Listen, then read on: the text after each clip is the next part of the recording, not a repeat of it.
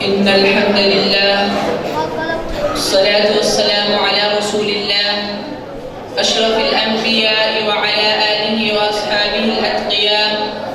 أما بعد فأعوذ بالله من الشيطان الرجيم. بسم الله الرحمن الرحيم.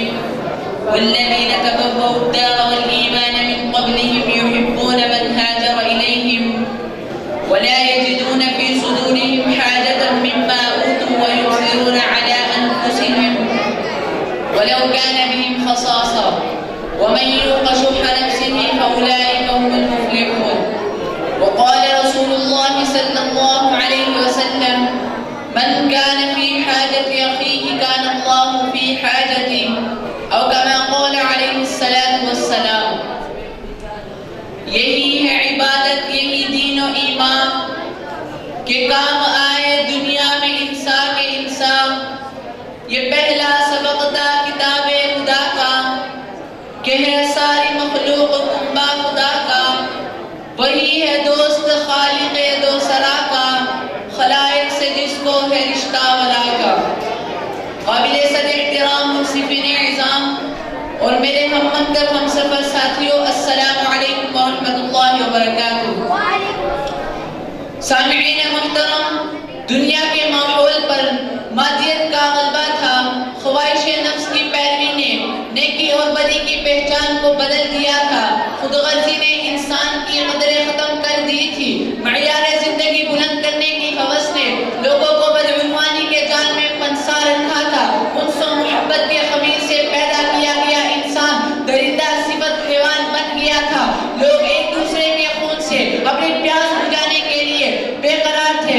امیر زادے غریبوں، بے بسوں، لاچاروں کے خون پسینے کا کاروبار کرتے تھے. خود غرضی نے پوری انسانیت میں بے چینی کی کیفیت پیدا کر دی تھی.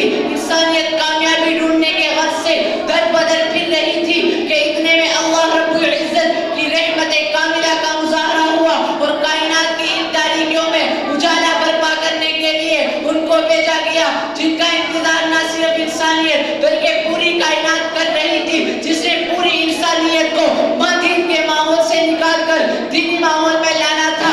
جس نے پوری انسانیت کو جہالت کے اندھیروں سے نکال کر دین کے اجالوں میں لانا تھا. جس کی ہدایت کی روشنی سے تمام کائنات نے روشن ہونا تھا. اس شخصیت کا نام حضرت محمد مصطفیٰ صلی اللہ علیہ وسلم اور اس کی روشن کامل مکمل عملی زندگی کو اسوہ حسنہ کہا جاتا ہے. لقد کان لکم فی رسول اللہ اسوۃ حسنہ. عزیزان من، اللہ تعالیٰ کی بنائی ہوئی اس خوبصورت کائنات میں رنگ برنگی روشنیوں کا انتظام خود رب العالمین نے بڑے بہترین اور اعلیٰ ترین پیمانے پر کیا ہے. لیکن انسانیت کو جس روشنی کی ضرورت تھی وہ یہ نہ تھی. کائنات کو جس روشنی کی ضرورت تھی، طلب تھی، وہ یہ نہ تھی بلکہ وہ کیا تھی؟ وہ اسوہ حسنہ کی روشنی تھی. جی ہاں، اس روشنی نے انسانیت کو ظلمت کے اندھیروں سے نکالا. مادیت کے دلدل میں پنسے ہوئے افراد کو علم و آخرت سے روشناس کرایا. ہوس پرستوں کو انس و محبت کا سبق پڑھا کر عمل کروایا. ایک دوسرے کے خون کی پیاسوں کو ایک دوسرے کا بھائی بنایا. امیرزادوں کو غریبوں، بے بسوں، لاچاروں پر رحم کرنے کا درس سکھایا. اگر اسوہ حسنہ سے روشنی لی جائے تو ہمیں قبیلہ اشعریین کے بارے میں آپ علیہ السلام کے یہ مبارک الفاظ ملتے ہیں. آپ علیہ السلام نے فرمایا، قبیلہ اشعر کے لوگوں کا جب جہاد کے موقع پر توشہ کم ہو جاتا یا مدینے میں ان کے اہل و عیال کے کھانے میں کمی ہو جاتی تو اپنے پاس موجود تمام چیزوں کو ایک کپڑے میں جمع کر تمام لوگوں میں برابر تقسیم کرتے. لہٰذا یہ لوگ میرے ہیں اور میں ان کا ہوں. کئی زبان رسالت سے یہ الفاظ ملتے ہیں، تم رحم کرنے والوں پر رحمان رحم کرتا ہے. تم زمین والوں پر رحم کرو، آسمان والا تم پر رحم کرے گا. آپ علیہ السلام کے ان مبارک الفاظ کو کیسے بھولا جا سکتا ہے؟ ایک مسلمان دوسرے مسلمان کا بھائی ہے، لہذا اس پر ظلم نہ کریں اور ظلم ہونے بھی نہ دیں. عزیزان محترم، انسان چاہے کس قدر ساری میں دولت اور بے نیاز کیوں نہ ہو، لیکن کسی نہ کسی وقت اس پر ایسی آزمائش آ جاتی ہے کہ اسے دوسروں کا محتاج بنا دیتی ہے.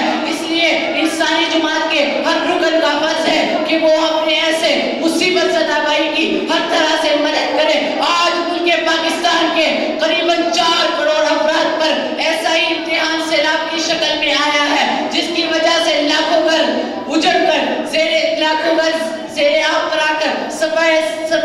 سے مٹ چکے ہیں. اس لیے لیکن پاکستان کے عوام نے خصوصاً علماء امت نے ان سیلاب زدہ علاقوں میں جا کر نہ صرف ان کی مدد کی بلکہ ان کو کھانے کے لیے راشن، پینے کے لیے پانی، پہننے کے لیے لباس، سائے کے لیے عارضی خیمہ بستیاں، غرض تمام ضروریات زندگی کو پورا کرنے کا حسب توفیق انتظام کیا ہے.